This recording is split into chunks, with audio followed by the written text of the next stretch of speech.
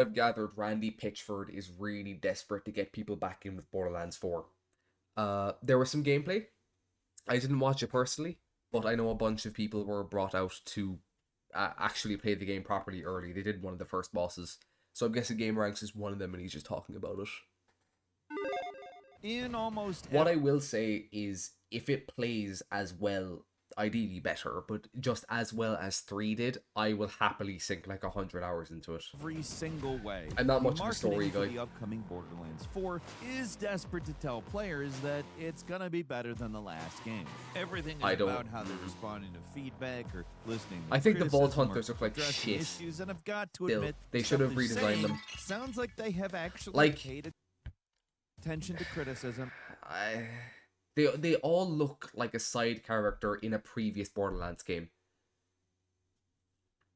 And are legitimately trying to course correct. Whether that actually makes Borderlands 4 Like, Vault Hunters typically have, like, aura. They have a sense about them of, like, they're a badass. These just look like soldiers for any of the companies. a game or not, I don't know. But there Yeah, are a lot like, of changes Zane. coming to the actually makes Borderlands 4 a good game or not, I don't. Like, he has fucking aura. Look at him. Like, he stands out. And he's a side character in this game, but he was one of the playable characters in the last game. Don't know. But there are a lot of changes coming to the fourth game that seem to be designed to revitalize the experience and hopefully remind us why we loved the first two Borderlands. The throwing games. knives Okay. things Hi look folks, it's Falcon, and cool. today on I've seen Game that. Ranks, we're going to talk about how Borderlands 4 desperately I think it's a wants grenade back. augment. Hey, so does Gearbox, the company behind the game. Hey! There he is! It's my boy Randy! The guy with the porn USB! Yeah! The desperation is understandable because the third game really did sour a lot of people's impressions of the series. So with the fourth game, they I do don't need understand to how. prove that this game is Story-wise, not 100% I do understand how you would hate that game. But it plays really well. I guess story is more of a thing than I thought. I thought most people were like me. They just cared about the gameplay first. Everything else is kind of secondary. to be like that third game. And at least from all of the previews and talking points I've seen from Gearbox, it does seem like Borderlands 4 There's is more loot to taking the collect, series so in a new and potentially something. better direction. The most obvious change, and one that's I will say I do not like this HUD. I think this is like a downgrade. I like the gun HUD being this. That is nice. But I did prefer the big, like, fuck off XP bar at the bottom here. sounds pretty refreshing for the series as they're changing how exploration works. Instead of splitting the game into a bunch of relatively small Oh, yeah, chunks, all loads the at new once, game apparently. will have 4 massive open world zones that you're free to Which, explore. immediately off the top of my head, what I'm thinking of is performance issues. For someone like me with my rig, I should be fine. If I'm not, then fuck me. But I mean, people on, like, lower end rigs, and consoles especially, like, how the fuck are they going to work?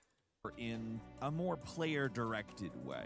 Many of the main quests can be completed in any order. and Isn't there's open worlds, but it looks open worlds. Tons of aerial movement, only to pick up a mission from any. Well, that was kind of the case with all Borderlands games. They're open world, but they're not really open world. be dynamic weather and an event system that has different things happen as you explore. Right, yeah, and that's there's what more Todd Howard isolated said about points of Fallout interest 76, and so- things to find by just wandering around. There are still traditional quests, but there will also be more fancy word incoming emergent activities. I know we've heard that word quite a few times over the last decade. but okay. It means different things to different people, but what it seems like is Random that events. they're trying to put things in the hands of the player, things to do on your own that sound like they'll grant some pretty serious rewards. Something we hope ends up in your hands. Stalker is a kind of Game does Rank this. Subscription. It's free. It's just a button to click. And hey, did you know that most of you haven't clicked it yet? I If haven't. You did enable notifications. But I don't watch and we much thank Game you Ranks, big so- time for doing so. Anyway, the most intriguing to me I used to is watch that a lot there of are you, vault actually. key fragments hidden around each major zone, and if you collect enough of It's 3, isn't it? That's what it was in. I don't know. No, that's the like how close you were. I'm assuming, right? Like each bar is you're closer. It's 3 fragments in most games. From what I'm trying to remember, or from what I remember. them, you'll unlock a vault in that area, which is a high-level dungeon with some seriously good So loot is there 4 hiding vaults then? If inside. there's 4 Finding like vaults areas. has been the major thing to do in these games, so making it a side activity in this game is pretty intriguing. Gearbox is promising there will be 0 loading times in these zones. I and think they're it will seamless work to better as a side activity. obviously you should have like your one story vault, so to speak, which from what I've heard is the Timekeeper. Or I'm guessing it's the Timekeeper because in Borderlands 3 they said the Timekeeper was a vault monster. Um, but I do like the idea of having vaults exist, but they're high-end dungeons as if it's more thematically with the lore.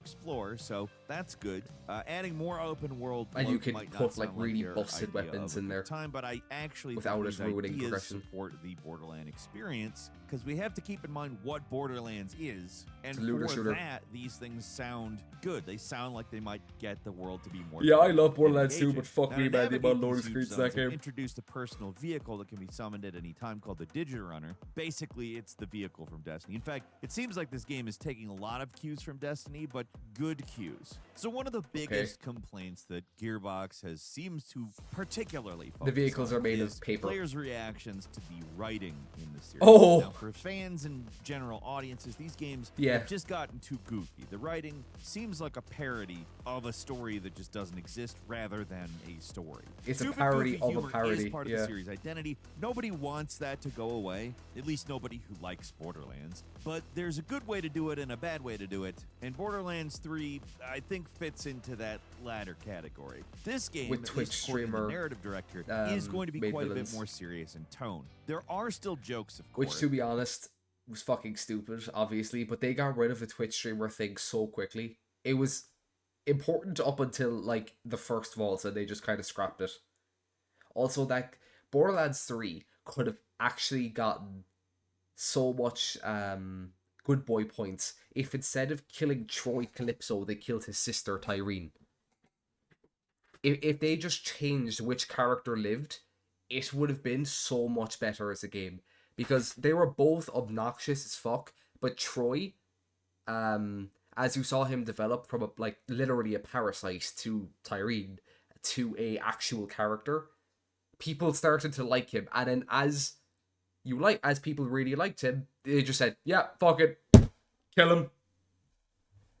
Like, There's that trademark Borderlands lameness to some of the dialogue, as far as I can tell. oh from well, watching yeah, obviously previews. there would be. I don't necessarily think that's automatically bad. I hate Sometimes Samara so much.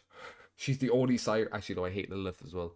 Maya is the only siren I like, I should say. a little bit of cringe, Which is Maya actually isn't even charming. alive anymore, So a little so- bit of that, not complaining about. Just have to make that clear. But it does seem like there's a concerted effort to make this game a little more grounded in tone with its storytelling. Like, it looks like there's an actual bad guy who we're meant to take seriously, and fewer completely over-the-top ridiculous quests. Meme humor and toilet humor appears to be. There's a or gun. from We have all- a gun called Hawk 2.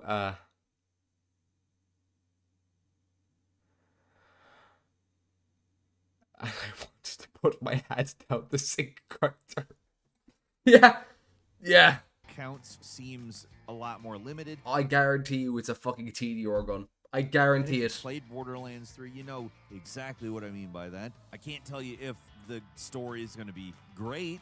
It's gonna be a I can't even TDR tell you if SMG. It's definitely going to be better, but it does sound like they're taking the criticism to the last game pretty seriously, and that's the foundation for doing it right. Like, you can't do it right without acknowledging what you've previously done wrong, because without fixing those No, mistakes... Skibbity Toilet would actually fit perfectly into Borderlands. They should actually put a Skibbity Toilet gun in there. process Hawk just 2 I doomed don't to know. repeat them. So fingers are crossed on this. An example of how they're attempting to change the tone is, I kid you not, a claptrap volume slider. A volume slider specifically for Real claptrap fans will say dialogue. the I remember a 200%. time when everybody used to love this guy, but he's increasingly become the target of blame for the series' problems. The terrible Borderlands movie did not help that. I don't think listen, I'm going out that on a limb movie here by was- saying in Borderlands 3 We don't claptrap talk was about it. pretty fucking annoying. Pardon my French, but I don't think there's another way to say it. We all do wish this option would maybe be patched into Borderlands 3. That could probably help that game a lot. But throwing in a Borderlands 4 makes it clear Gearbox is aware of those complaints. People find this guy annoying. They get it. I would also really like it if, besides a volume slider, they also just tone him down in general, like particularly his more obnoxious qualities. try to make them funny and maybe even a little likable, if not likably unlikable, one of the two. But if they fail at that, at least there is an option for silence. But one of the most important things in a Okay, yeah. Borderlands He game was just is ranting the about Claptrap. I really don't care. I don't hate It's a Claptrap looter as much as shooter. most It's people. arguably the looter shooter. The loot is why people play the game. It's the point. So getting that right is, of course, pretty essential. This one, just like basically every other major system in the series, is being adjusted due to player feedback. In the last game, the big complaint There was was too the many loot was way too legendaries, easy and to I think get. in 2 High-level there's too rarity few. guns were too easy to get. There was hardly a chase anymore to get the best legendaries. Whoa, whoa, no.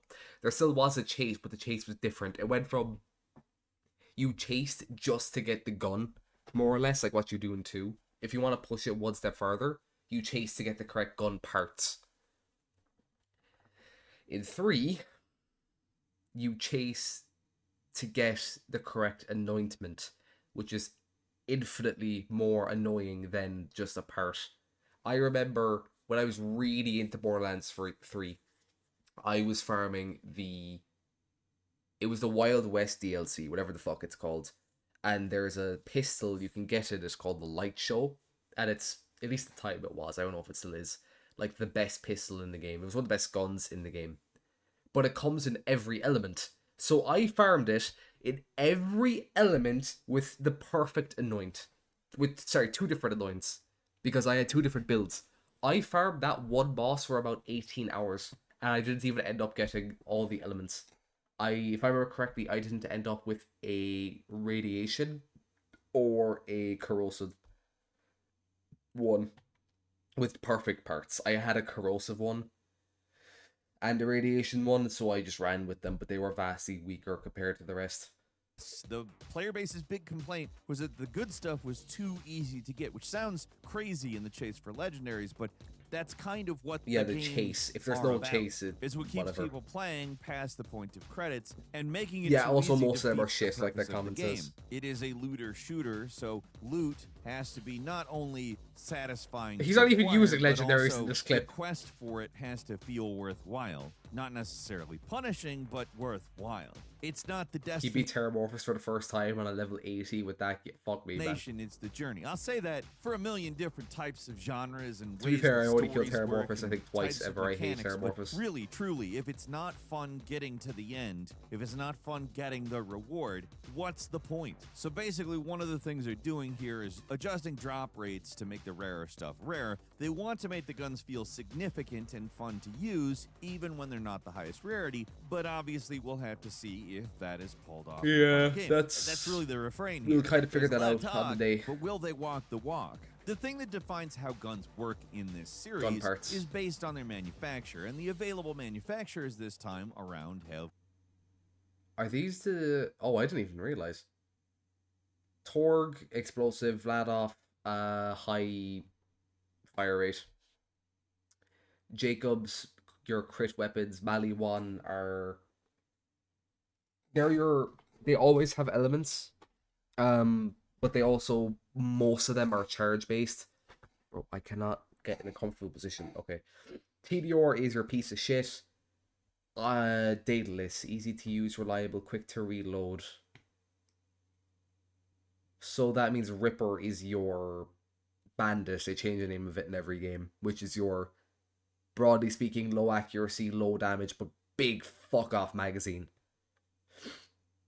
Daedalus, able to use multiple ammo types, so I'm guessing it's 2 guns put into one, as opposed to Atlas like 2 and different Hyperion elements. It's guns 2 are different out. guns. Well, most of the Origins return, except that the Bandit/COV guns have been replaced with Ripper weapons, which Yeah. essentially fill the same niche. The 2 new manufacturers Oh, are Order. I didn't who even are the main notice that. bad guys of the game, and they're charge-based weapons. I thought it's Order as in like the order of the guns. So they're the Iridian weapons, kind of. And Daedalus, which are being described as reliable and easy to use by the developers, What does that mean? and use multiple ammo types. A big change in Borderlands 4 is that The gun guns parts. can now have parts from other manufacturers too. So each Yeah, weapon this is have- how they did it in Borderlands 1. Which is why there is a gun in the game called the... What is it? The Invader... Nemesis Invader. That's a 1 in half a billion drop chance, and there's only that we know definitively is legit. There is only one recorded to have ever dropped. Elements of other guns My to make them understanding. more well-rounded, or completely even change how they function, which can give them an alternate fire or something like that. The chances of these licensed parts appearing on guns increases the more rare it is, so it sounds like this game is going to have more varied weapons than ever before for the series. It They're trying looks to like make there's going to be a Legendary lot of shit to collect. is a bigger deal, Which too. is, They're not for just someone like me, rare, that's but they're nice. also going to have unique properties that set them apart from other guns. So the chase is going to be harder, but the reward should be better. Like, the idea is that they're more worth it, which, let's be serious, that's what we want, right? And that's not even all they're doing to switch things up. They're also replacing the artifact slot with enhancements, which give you passive and active boosts. Yeah, it's literally the depending on same which thing as an weapon artifact. They just manufacturer changed the you're name using. of it. This is meant to boost certain types of weapons. Yeah, and no, they encourage just changed players every artifact to a company, man. That's fine. to The stick best artifacts to use in BL3 were the company men and like the toboggan. one of the gun makers and adjust your build Because the around idea was you those pick types one of gun guns. manufacturer, Finally, but there's a you new heavy buff it ordnance to slot for fucking oblivion. grenades and stuff like rocket launchers. These weapons are no longer requiring ammo and instead charge on a cooldown, which means at least hopefully you'll be able to use these weapons more often and not just save them for boss fights. It's a lot Or of mobbing, changes, yeah. but at the same time, it's not like revolutionary change. These are evolutions that, I mean, I'm not gonna lie, might not be enough. We don't really know. It might need revolution, but at the same time, it might not. The problems with Borderlands 3 are not irreconcilable problems. This might be It's a lot exactly what of- the doctor ordered. I don't It's know. a lot of small problems that add up into one huge problem. I've yet to play it, of course. That's how you describe One of the BL3. best things about Borderlands 3, like I said, I'll a lot admit of it's bones, colorful. not terrible. They actually improved the gunplay a lot in the third game. As Yeah. a whole, it's not that the gunplay was the deciding factor if the game was good, though. That being said, it was a success. I think they did a good job with it. And it sounds like they're trying to do the same with movement in this game. From the pre-release, the movement looks a lot better. There's a lot of new movement Yeah, I'll tech have here. to There's actually play gliding, with it to there's see. a double jump, there's climbing, a grappling hook. I think I need to give you no explanation on all of it, but altogether, it looks like traversal is a lot more fun. And I think we have to credit a lot of first-person games for making movement better over the Titanfall. years. Because these types of things are kind of expected at this Ti- point. Titanfall and did all of upgrading this. It's just older taking a long series time with for other these games to ideas, catch up. I think is a good all-around move. Fast, dynamic movement is something like I have always felt the Borderland games needed. Oh, It yeah, doesn't those look games like are you're rocketing clunky around and arenas like slow. in Doom Eternal. So it slow. does feel like they took a couple of cues from that. The world looks more vertical, it looks more interesting to explore. So unless these abilities turn out to be catastrophically messed up, I feel like this is going to be a net positive and probably an easy win for Borderlands 4. Now, moving around is good, but getting around is a different thing. This is potentially a more complex environment, and they're giving you a robot buddy named Echo 4 to help out with the exploration. They can hack terminals, so you don't have to stand next to something and hold okay. X anymore. It can also scan the environment, help you So I find press X stuff, on it it'll once, guide I you could to fuck off. objectives and points of interest. It's a basic helper robot. We've seen it in a lot of other games, but stuff like an objective tracker is especially handy when you're in these massive areas that require a lot more first-person platforming to get around in. They've also added one other highly requested feature. They finally added full mission and boss replay into the game, and you can now just repeat missions after finishing them, just for fun or for grinding okay. purposes. That's great. That's a Do I- great idea. As usual with Do these I get the reward again? Like if it drops, because there's quite a few missions in Borderlands where if you finish it, you get a unique gun. Off the top of my head, the best example is the Sandhawk from Borderlands 2. So would I be able to just keep cycling till I get the one I want? games you're playing. I almost As 4 new fucking Vault closed the Hunters game. this time around, each with their own special action skills that can be deployed in combat to get an edge. Each Vault Hunter has Yeah, 4 I'll different probably active play skills, Rafa each with their own or skill the trees. And Siren. according to the developers, this game is I'm going to have leaning the more biggest, towards the most Siren, to varied be honest. skill trees yet. From looking at the various character skills, it looks like the game has a lot of options for how to build a character. Each Vault Hunter's action skills look pretty different too, and they all look fun to use. I'm not going to break down every single character, but in general, it seems like it's what we've come to expect. There's a Siren, a big heavy, a gun guy, and someone who does more support-oriented stuff. And as is series tradition at this point, Vault Hunters from previous games will be making a return in Borderlands 4. Who are you? Levain. Poised, witty woman who suffers no fools, unless they're useful fools. I have no idea who you are. I've seen Rush. I know Moxie. Trust me, I do know Moxie. And sadly, I know Amara.